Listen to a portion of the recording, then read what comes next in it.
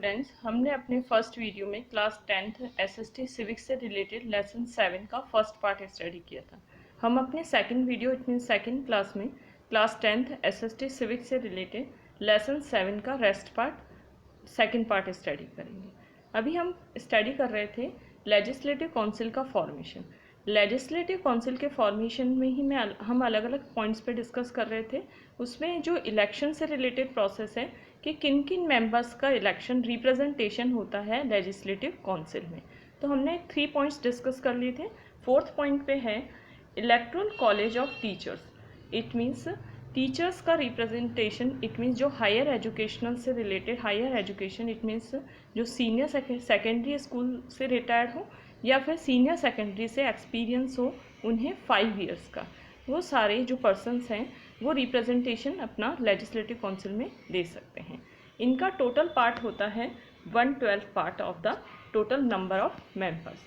Next हमारा आ जाता है members nominated by the governor. ऊपर जो मेंबर्स थे वो सारे इलेक्ट हुए थे।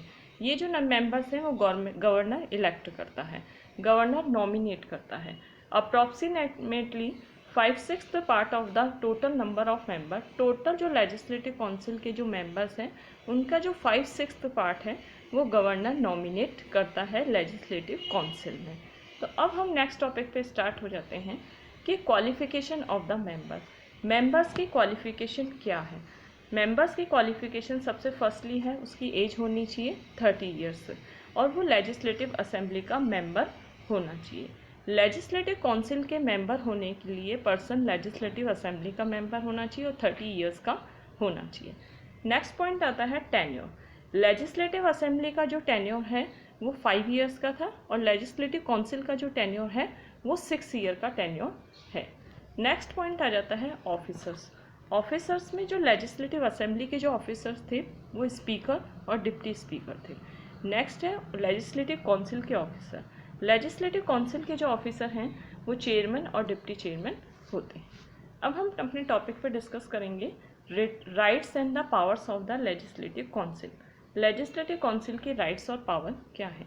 सबसे पहले लेजिस्लेटिव काउंसिल के राइट्स और पावर रिलेट करते हैं फॉर्मेशन ऑफ लॉ। लॉ किस तरीके से बनता है।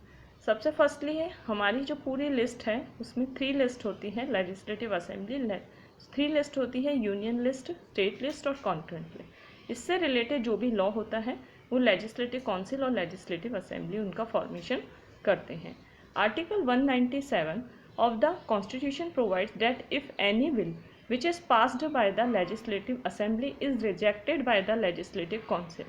आर्टिकल 197 के अकॉर्डिंग अगर कोई बिल लेजिस्लेटिव असेंबली पास कर देती है लेकिन उसे लेजिस्लेटिव काउंसिल रिजेक्ट कर देती है, या फिर if the council makes such amendment in the bills which are not acceptable to the legislative assembly, या फिर कोई भी बिल अगर लेजिस्लेटिव काउंसिल उसमें अमेंडमेंट करती है लेकिन लेजिस्लेटिव असेंबली उसे एक्सेप्ट नहीं करती है, या फिर if a bill is not passed within 3 month from the date is was present in the legislative council, या लेजिस्लेटिव काउंसिल में बिल प्रेजेंट कर दिया गया लेकिन लेजिस्लेटिव काउंसिल 3 मंथ के ड्यूरेशन में उसे पास नहीं करती है, then the bill legislative assembly reconsider that bill recent from the date it was presented the legislative council.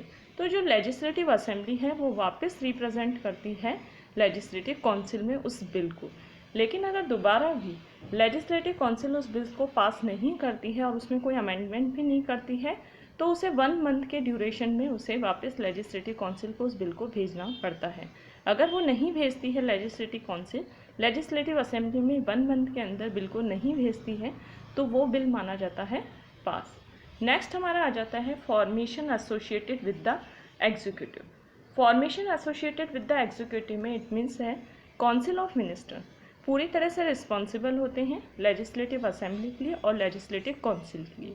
Legislative assembly और लेजिस्लेटिव काउंसिल क्वेश्चंस पूछ सकती है काउंसिल ऑफ मिनिस्टर से, क्रॉस क्वेश्चन पूछ सकती है, लेकिन अगर काउंसिल ऑफ मिनिस्टर को डिसॉल्व करना हो तो लेजिस्लेटिव असेंबली डिसॉल्व कर सकती है, लेजिस्लेटिव काउंसिल डिसॉल्व नहीं कर सकती है।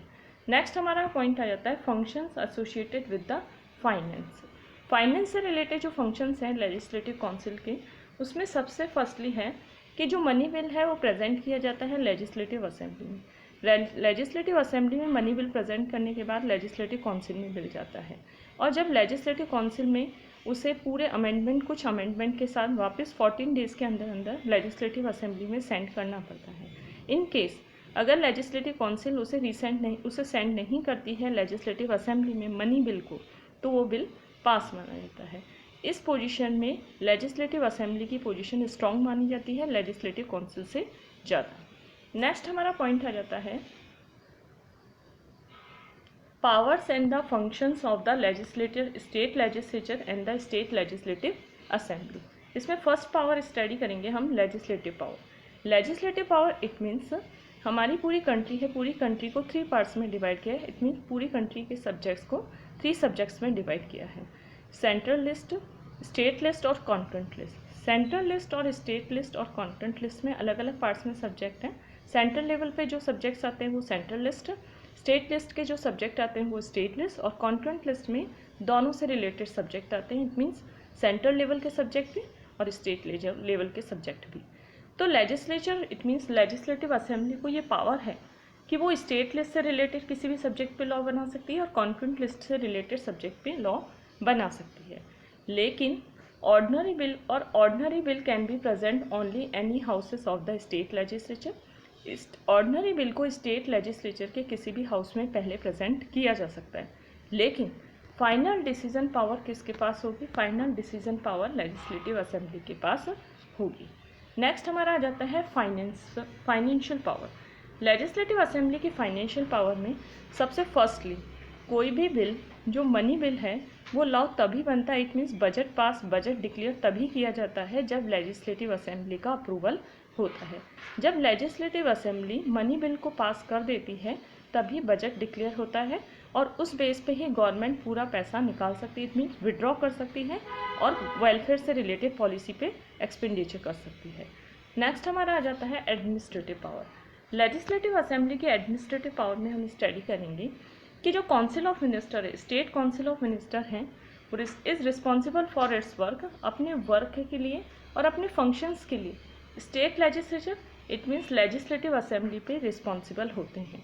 रिस्पॉन्सिबल होने का मतलब है let the members of the legislative assembly and the legislative council can ask question from the minister regarding their respective department. उनके डिपार्टमेंट से रिलेटेड उनसे क्वेश्चंस पूछ सकते हैं। Motions regarding criticism and the adjournment motion can be passed against the council of minister. It means अगर council of minister को dissolve करना है तो उसमें फाइनल अप्रूवल लेजिस्लेटिव काउंसिल का नहीं होता है, लेजिस्लेटिव असेंबली का फाइनल अप्रूवल होता है। नेक्स्ट हमारा पॉइंट आ जाता है power of making amendment in the constitution. Constitution के किसी भी आर्टिकल को अगर अमेंड करना है, अगर उसमें किसी में भी इम्प्रूवमेंट करना है, तो सबसे फर्स्टली उसमें होता है पार्लियामेंट के दोनों हाउसेस की मेजॉरिटी होनी चाहिए। पार्लियामेंट के दोनों हाउसेस की मेजॉरिटी का मतलब है लोकसभा और राज्यसभा की मेजॉरिटी होनी चाहिए। उसके बाद में स्टेट लेजिस्लेचर के जो legislative assembly it means half state legislature, it means half state की लेजिस्लेटिव असेंबली की मेजॉरिटी होनी चाहिए। नेक्स्ट हमारा पॉइंट आ जाता है power associated with election. It means president और राज्यसभा के मेंबर्स को इलेक्ट करने का काम लेजिस्लेटिव असेंबली करती है। नेक्स्ट हमारे टॉपिक्स हैं स्टेट एग्जीक्यूटिव। स्टेट एग्जीक्यूटिव में हमारे इंक्लूड हैं governor, chief minister, council of minister, और कंट्री लेवल की एग्जीक्यूटिव में प्रेसिडेंट, प्राइम मिनिस्टर और काउंसिल ऑफ मिनिस्टर। तो स्टूडेंट्स, हमने अपने सेकेंड वीडियो में क्लास 10th SST से रिलेटेड सिविक्स का लेसन 7 का सेंटर स्टेट गवर्नमेंट का हमने जो लेजिस्लेटिव असेंबली और लेजिस्लेटिव काउंसिल के powers and the function study किए। हम अपने रेस्ट वीडियो में गवर्नर्स की पावर्स और फंक्शन को स्टडी करेंगे।